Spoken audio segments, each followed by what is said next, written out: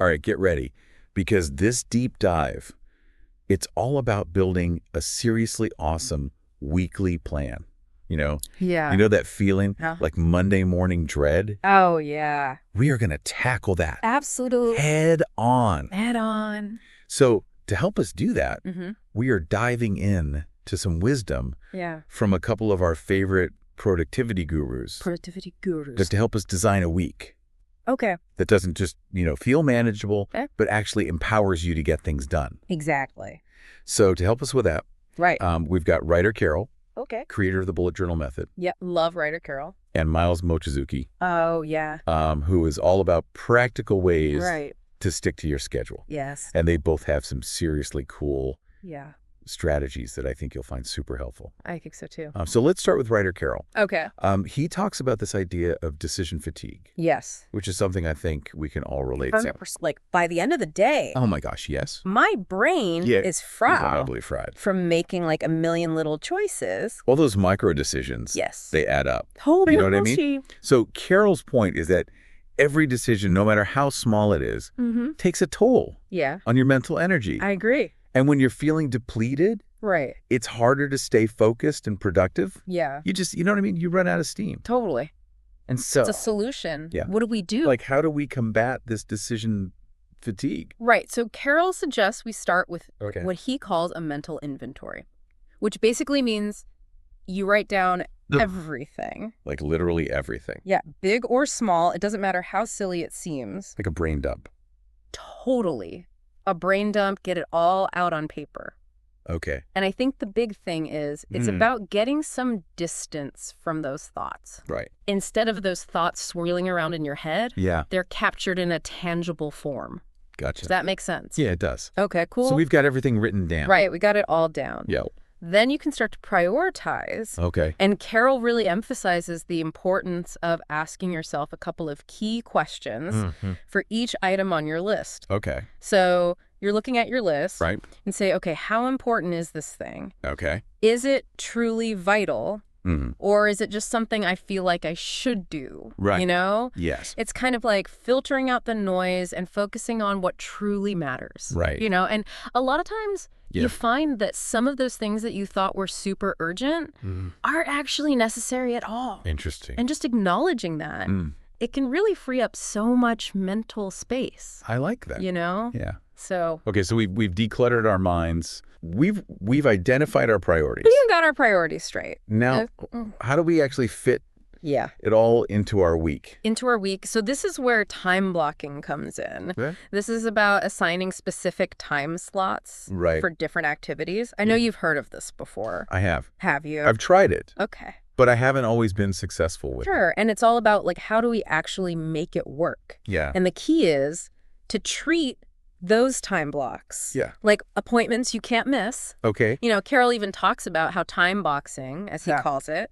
adds 2 key motivational ingredients to a task that you've been putting off. Okay. And that is structure and urgency. Structure and urgency. Yes. That's a great point. It's not just about finding the time. Yeah. It's about making the time. Making the time. So instead of vaguely hoping to write that blog post sometime this week, Right. you're literally scheduling it in for like Tuesday Exactly. from like 10:00 to 11:30. Right. Boom. It's on the calendar. You're committing to it. You're committing to it. I like that. Right. Feels more actionable Yeah. and less overwhelming. Well, sure. Okay. Now, what I find really interesting about Okay. Carroll's approach is his emphasis on reflection. Yes. Like he talks about these morning and evening Yeah. reflection They're practices, super valuable. and they don't have to be super long. They don't have to be long at all. Like 5 to 15 minutes. Exactly. Can make a huge difference. Huge. So walk me through it. Yeah. What is a morning reflection? Okay, so morning reflection. Yep. You're getting ready.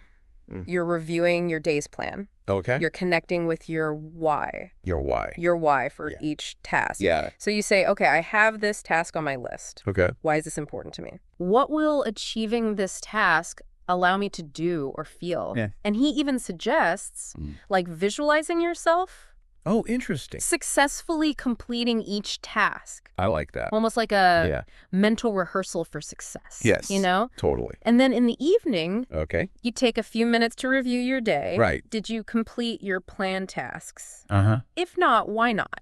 Oh. What can you learn from this? Okay. And of course, we get to check things off our list. Yes.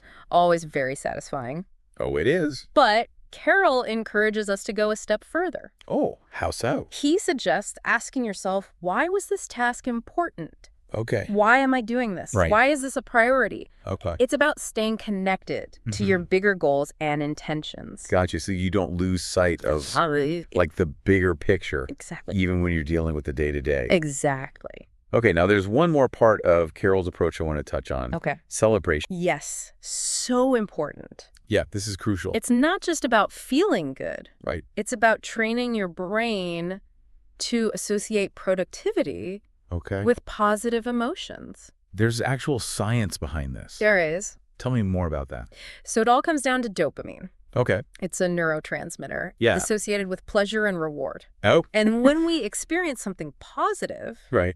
our brains release dopamine, which reinforces that behavior. Interesting. You know. So by celebrating our wins, right. even the small ones, Even the small ones. we're essentially wiring our brains to seek out more of those positive experiences. You got it. You're getting it. I'm starting to get it. You're becoming a dopamine fiend. I love it. I love it. Carroll encourages you to find fun and personalized ways to celebrate. Okay. You know, whether it's a little dance break, Uh-huh. a delicious treat, Nice. a high five to yourself, Yes. whatever feels good to you. I love that. So you're making productivity a positive and rewarding experience. Right. Not just like a grueling slog. Totally. Right. But before we get too carried away celebrating, Right.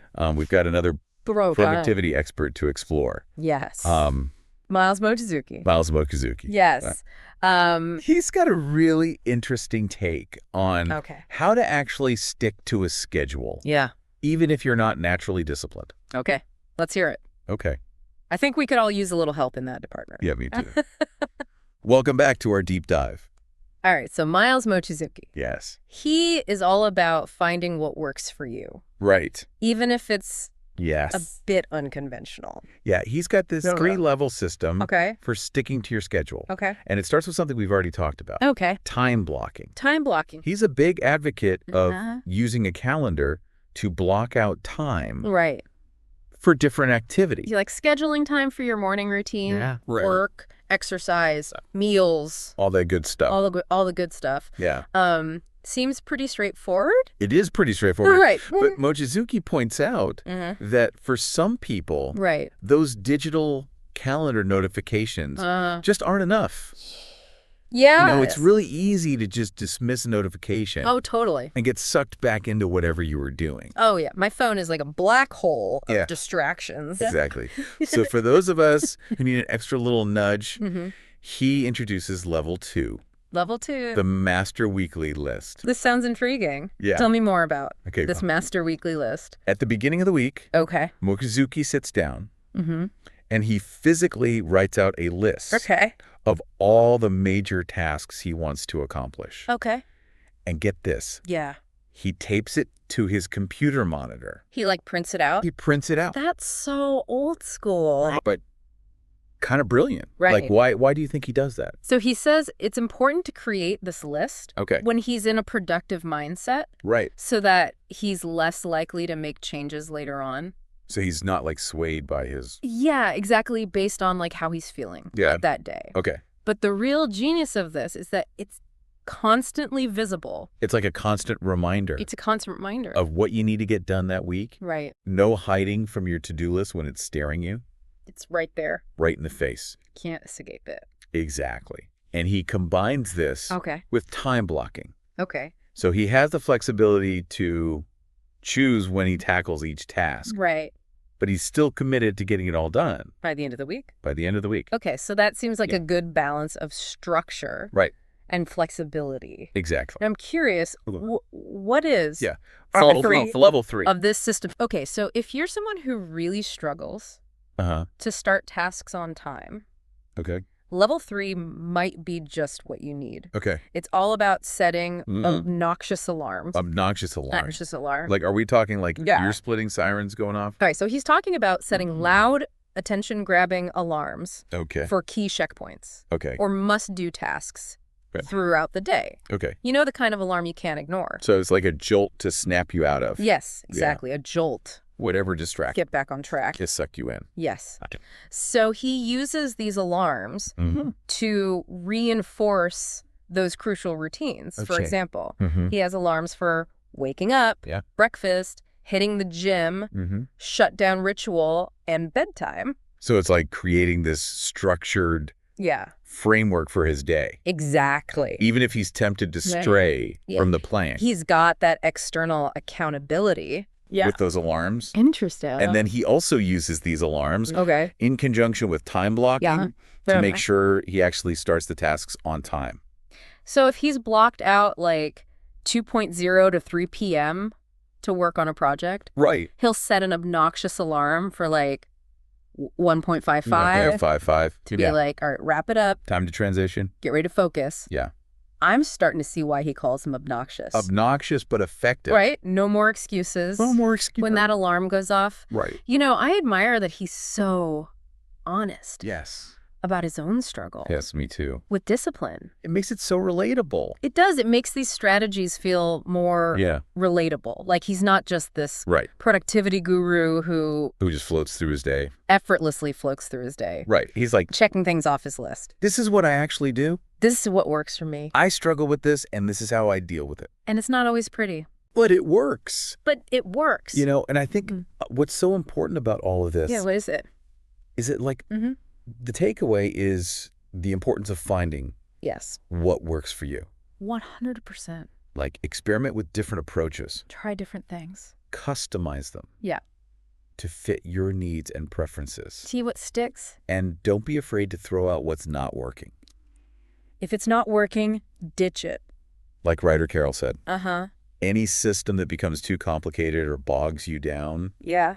It's just not a good system. Get rid of it. It's so true. You know, before we move on to the final part of this deep dive, I would love to hear your thoughts. Yes. What has resonated with you so far? What are you going to try? What's one technique you're thinking of trying this week? Yeah, let us know. For those of you listening, You're right. We would love to hear from you too. Head over to the comments. Head over to the comments. And let us know. Share your favorite planning tip. Or strategy. We'll be back in part 3. Yes, we'll be right back. To wrap things up. With some final insights. Yes. On reflection, self-care. All the good stuff. And how to make all of this work for you in the long run. Absolutely. Welcome back to the deep dive. So we're wrapping up our exploration of weekly planning with some final insights just to help you truly conquer your week. Conquer your week. So we've covered some powerful strategies. We have. From Ryder Carroll and Myles Mochizuki. They're the best. But, you know, it's important to remember that productivity isn't just about... It's not just about checking things off. Like things off a list. A list, no. It's about creating a system that supports your well-being and helps you achieve your goals. That's absolutely. Without burning out. Without burning out. And that's where these final pieces come into play. I love it. So let's start with reflection. We touched on this with Carroll's morning and evening practices. But it's worth emphasizing. It is. Just how crucial this step is. I think so. For sustainable productivity. Sustainable productivity. You know, I think a lot of people skip reflection. I agree. Because they feel like it's not productive time. Right. They'd rather be doing. They'd rather be doing the things. And just keep pushing forward. Yes. Just go, go, go. Yeah. And I think that's... But that leads to burnout. A recipe for burnout. Major burnout. So... how do we make reflection a habit? Okay, so first of all, you have to reframe it. Okay. Reflection is productive. Okay. It's about taking a step back. Okay. Assessing what's working, what's not. Right. And making adjustments. It's like having a feedback loop. Yes, a feedback loop. For your productivity system. Totally. Yeah, and by taking... You know, even if it's just a few minutes to reflect. Okay. You can identify patterns, spot potential roadblocks, and make course corrections. Before things spiral out of control. Yes, exactly. So how do we actually make it a habit? Okay, so keep it simple. Okay. It doesn't need to be a lengthy meditation. Gotcha. 5 minutes. At the end of each day. At the end of the day. Can make a huge difference. Huge. What kinds of questions? Yeah. What kinds of questions should we be asking? So start with the basics. Okay. What went well today? What didn't go well today? Okay. What can I learn from this? What am I grateful for? Okay. What am I looking forward to tomorrow? I like that. Simple questions, Yeah. but powerful. Right. And it shifts your focus from Exactly. to actually like To learning and growing. learning and growing. Yes. Okay. So and then the other piece of this is self-care. Yes. Self-care. Which is so important. You can't pour from an empty cup. You cannot. And I think that's something And we often forget that. we often forget. You know, we're so busy Yeah. being productive. Yeah. And we think that self-care is We think it's selfish, selfish. but it's not. It's essential. It's essential for sustainable productivity. Right. And it's about making sure Yeah. that you're taking care of yourself. Like your physical, mental, Physical, mental, emotional well-being. all of it. And I think that looks different It looks different for everyone. for everyone. Some people need to Get enough sleep. get enough sleep, eat nutritious food, Move their bodies. move their body. Yes. Other people might need to spend time in nature. spend time in nature, connect with loved ones. Right. Journal. Yeah. Meditate. Whatever. Whatever fills your cup. Whatever fills your cup. Brings you joy. It makes you feel good. Right. Make those things a priority. Yes. Prioritize them. Not an afterthought. Don't just squeeze them in. Because when you feel good, you work better. You work better. Right. Okay. So before we sign off, let's recap Let's recap some of the key takeaways from this deep dive. Okay, love it. What are the actionable steps our listeners can take This week. to start conquering their week? Like productivity ninjas? true productivity ninja. I love it. Okay, so number 1. Number 1, Start with a mental inventory. get everything out of your head Get it out of your head and onto paper. and onto paper. So you can prioritize. Number 2, Experiment with time blocking. assign specific time slots for different activities. And treat them like appointments you can't miss. Treat them like appointments you can't miss. Number 3. Number 3, Incorporate reflection into your routine. even 5 minutes a day can make a world of difference. 5 minutes. Number 4, Prioritize self-care. make time for the things that nourish Your body and soul. your body and soul. Number 5. Number 5, There's no one-size-fits-all approach. to productivity. So experiment. Find what works for you. Be willing to adapt. We've given you a toolbox full of Strategies? strategies and techniques. Yes. And now it's up to you to So put them into action. put them into action. I'm excited for you. I'm excited for everyone listening. You got this. Yeah. And remember, it's not about perfection. No. It's about Progress. progress. Yes. Be kind to yourself. Be kind to yourself. Celebrate your wins. Celebrate those wins. And keep experimenting until you find what works for you. And you will find it. All right. We would love You would. to hear about your journey. Yes. So don't forget to To like and subscribe. subscribe, and share this deep dive. With anyone who might benefit from a little productivity boost. a little productivity boost. And Go. be sure to leave a comment. Leave a comment letting us know Letting us know what your favorite planning tip is. your favorite planning tip. Until next time. Happy planning.